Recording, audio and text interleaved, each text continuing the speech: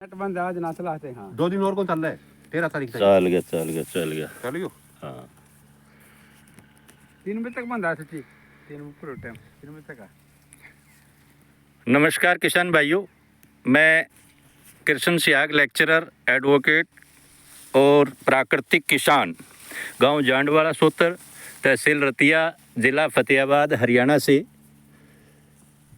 अपने पूर्व के वीडियो की निरंतरता में ये मेरे ऑर्गेनिक खेत का जो 1 एकड़ गेहूं है जिसमें मैं लगातार प्रयास कर रहा हूं कि सबकी थाली बिना जहर वाली प्राकृतिक कृषि के इस मिशन में ये गेहूं मेरी यहाँ पर आप देखेंगे मेरे साथ 2 किसान आज बाई चांस मौके पे पहुंच गए और एक गुलाब सिंह सियाग जो भतीजा है जो मेरे को हेल्प कर रहा है इसमें, और दूसरा महेंद्र सिंह मीणा मेरा क्लास फेलो भी है, बाई चांस जो है आज यहाँ खेत में थे ये, तो ये वीडियो शूट की जा रही है आप सभी के सूचनार्थ।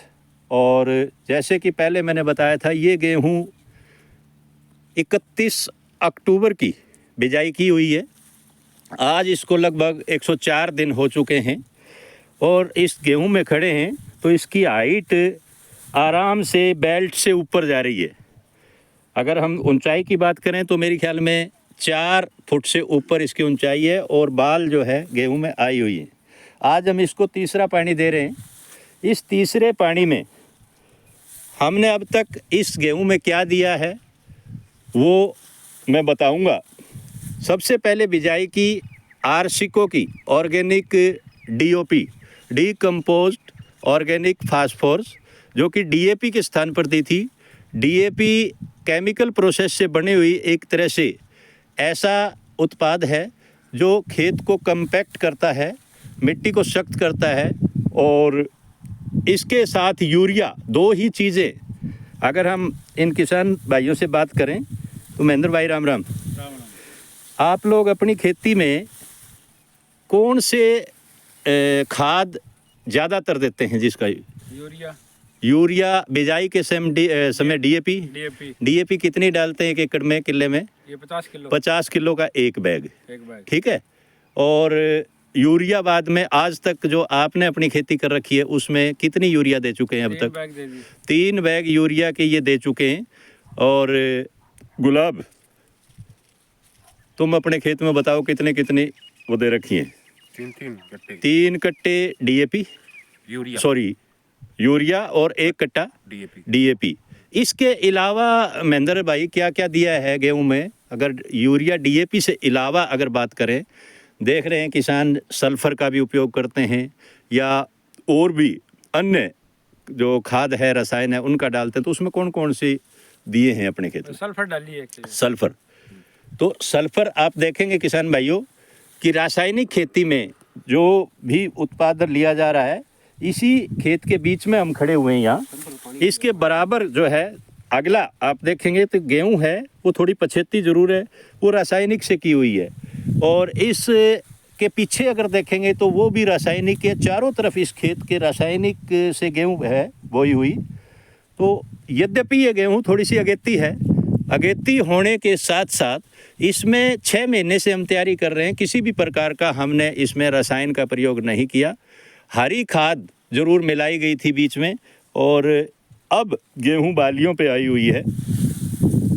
तो महेंद्र भाई, इस गेहूं से आप संतुष्ट हो? हाँ, संतुष्ट है। मतलब क्या लगता है? मेरा ज्ञान इतना नहीं है, मैं किसान तो नहीं हूँ, लेकिन आप लोगों का मैं सहयोग चाहता हूँ। आपका अनुभव क्या कहता है? ये गेहूँ मैं हैरान हो गया सुन के। आपने अभी बताया 70 मन, वो तो मेरे को मजाक सा लगा। बढ़िया, ठीक है, क्यों एकदम मैं इसको मान रहा हूँ अगर ये मेरी गेहूँ 50 मन हो जाती है तो बहुत अच्छी उपलब्धि मानता हूँ। आमतौर पे जो ऑर्गेनिक और प्राकृतिक गेहूँ हैं उसका ये मान के चलते हैं 20-25 मन से ऊपर नहीं होती है। 20-25 मन लगभग 1 एकड़ की 30 मन हो जाती है ज़्यादा से ज़्यादा, ऐसा किसानों का मानना है। तो अब तक की जो बढ़वार है इस गेहूँ की अगर हम देखेंगे तो कहीं कोई कमी नज़र आ रही है? कोई कमी नहीं है। इसमें हमने देखो पहले पानी के साथ बिजाई के 20-22 दिन के बाद पहले पानी में मैंने क्या दिया था मैं आपको बताऊं तो उस समय आरसिको, ये जो डीओपी है और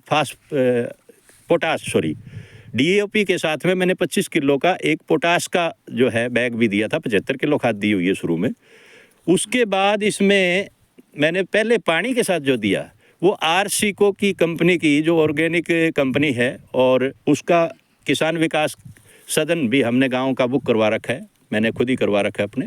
तो उसके उत्पाद हम प्रयोग कर रहे हैं, साथ साथ जीवामृत और घन जीवामृत के। इसमें मैंने क्या दिया, आप लोग हैरान होंगे सुन के, कि गुड़ का घोल 1 एकड़ में 2 से 2.5 किलो गुड़ का घोल, और जीवामृत जो कि बेसन, गुड़ और गाय के गोबर और मूत्र से मिक्स करके बनाया जाता है, वो मैंने पहले पानी में साथ में दिया था। और एक दिया था आरसिको की ही एजोटोबैक्टर PSB 1 लीटर, वो मिला करके हमने कोर में दी। इसके बाद दूसरा पानी जब हमने लगाया, दूसरे पानी में भी यूरिया नहीं दी, पहले पानी में भी यूरिया हमने नहीं दी, ना DAP दी। तीसरे पानी में, आज इसका तीसरा पानी लग रहा है, दूसरे पानी में मैंने इसमें क्या दिया था, वही घोल जो जीवामृत का घोल है। और आज भी तीसरे पानी में भी मैं आपको दिखा रहा हूँ, तो वही जीवामृत का घोल आज दिया जा रहा है। हाँ, एक आरसिको की ही जिंक, ऑर्गेनिक जिंक और पोटाश का स्प्रे इसमें मैंने किया है। इसके अतिरिक्त ये जीवामृत घोल का ही स्प्रे हम करते रहे हैं। तो ये गेहूँ आज 104 दिन की है। इस आपके अनुभव के अनुसार गेहूँ कितने दिन में पक के तैयार होती है?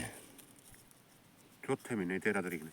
नहीं, कुल कितने दिन गेहूं के? आमतौर पर 4 महीने, 120 दिन में हो जाएगा। 120 से 130 या 40 दिन बता रहे हैं, इतने में गेहूं तैयार हो जाती है।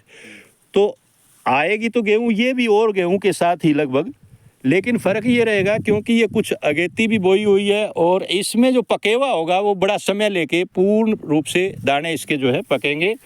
ये बाल हम देखेंगे, इस गेहूं की सभी स्वस्थ बाल हैं, और इनमें किसी भी प्रकार की, महेंद्र भाई, कोई बाल में कोई कमी नज़र आ रही है? कोई कमी नहीं है, बूर आ रहा है। और बढ़िया। अगर आप लोगों की दुआ से, आरसिको परिवार के विशेषज्ञों की राय से मुझे भी अब उम्मीद बंधी है। अब मुझे लग रहा है कि मैं अपने प्राकृतिक और ऑर्गेनिक खेती के मिशन में शायद कामयाब होऊंगा, और इसी निश्चय के साथ मैं लगा हुआ हूं। तो किसान भाइयों, मैं आप लोगों को भी ये राय देना चाहूँगा। महेंद्र भाई, खाने के लिए जैसे कि आमतौर पे अब ये हो रहा है, कैंसर की बीमारी बहुत ज़्यादा हो रही है, और जो विशेषज्ञ हैं वो भी ये बताते हैं कि कैंसर का जो मेन कारण है, ये रासायनिक खाद और स्प्रे का बहुत ज़्यादा प्रभाव पड़ रहा है। खान पान ऐसा हो गया जिससे कैंसर की बीमारी बहुत ज़्यादा होने लग रही है। हाँ, यूरिया के कारण है ये। तो आपके अनुसार क्या आपको लगता है भाई, हमें धीरे धीरे करके, एकदम तो नहीं, रासायनिक खेती से ऑर्गेनिक और प्राकृतिक की तरफ आना चाहिए? अपने खेत 10%, जैसा मैं पहले भी बोलता हूँ, अगर 10 एकड़ का किसान कोई है तो वो अपनी तरीके से खेती करे, लेकिन उसमें 1 एकड़, एक बार में एक फसल जो है ना, 1 एकड़ में ऑर्गेनिक करके देखे, ताकि जहर मुक्त जो राशन हमारा घर में हो, और धीरे धीरे करके हम ऑर्गेनिक की तरफ आगे बढ़ें। तो ऐसा होना चाहिए। आप सहमत हैं इस बात से? हाँ, सहमत है जी, होना चाहिए। और कोई आप इसमें कोई राय देना चाहेंगे? क्योंकि मैं किसान नहीं हूँ, मेरा अनुभव नहीं है, अभी इसमें हमें और कुछ देना चाहिए? ठीक चल रही है गेहूँ? हाँ, फिलहाल तो मौके पे ठीक खड़ी है जी, कोई कमी नहीं है। तो किसान साथियों, बहुत बहुत धन्यवाद। जय भारत, जय हिंद, जय जवान, जय किसान, जय गौ माता। सबकी थाली बिना जहर वाली। धन्यवाद भाई।